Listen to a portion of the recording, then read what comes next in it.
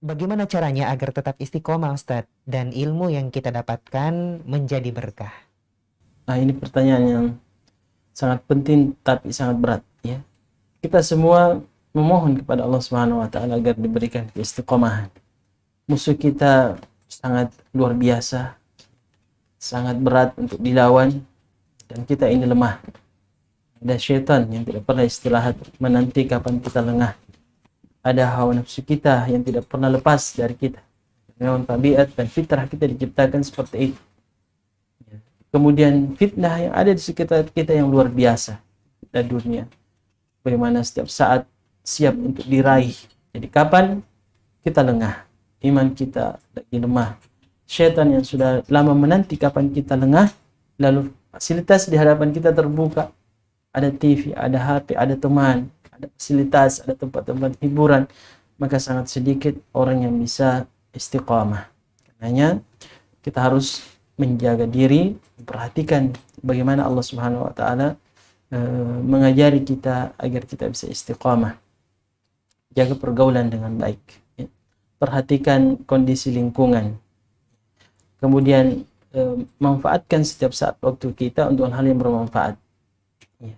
Karena sekalipun ya, kita ini merasa kuat, kita sudah sholat, sudah puasa, sudah banyak membaca Al-Quran, tetapi teman pergaulan kita ini setiap saat memperlihatkan hal-hal yang nikmat.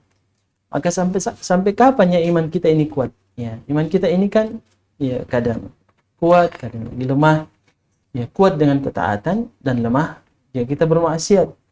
Ya, dan tabiatnya iman itu akan surut terus ke bawah seperti air mengalir ke bawah.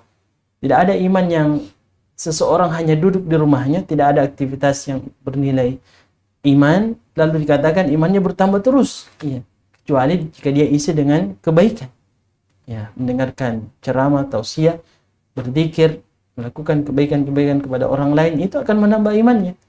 Ya, jadi iman jika berada pada lingkungan yang tidak islami, tidak imani, dia akan melemah. Ya. Kita mungkin sudah berusaha untuk menciptakan lingkungan yang kondusif untuk menjaga iman kita.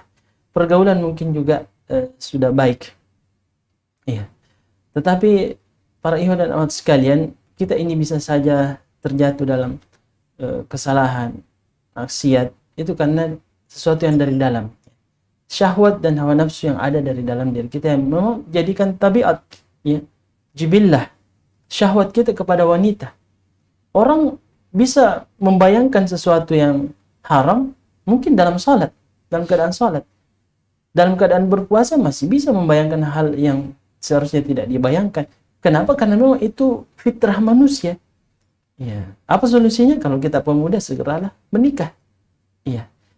Apa solusinya? Usahakan setiap waktu kita ini ada hal-hal yang menyibukkan kita dalam kebaikan.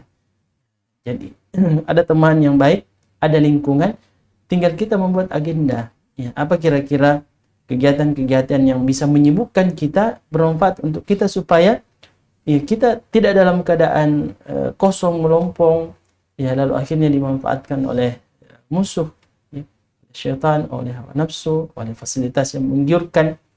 Ya, akhirnya kita lemah karena memang jiwa kita ini tidak berdaya di hadapan itu semua. Dan yang terakhir, mintalah kepada Zat yang Maha Kuasa untuk menjaga keistiqomahan kita.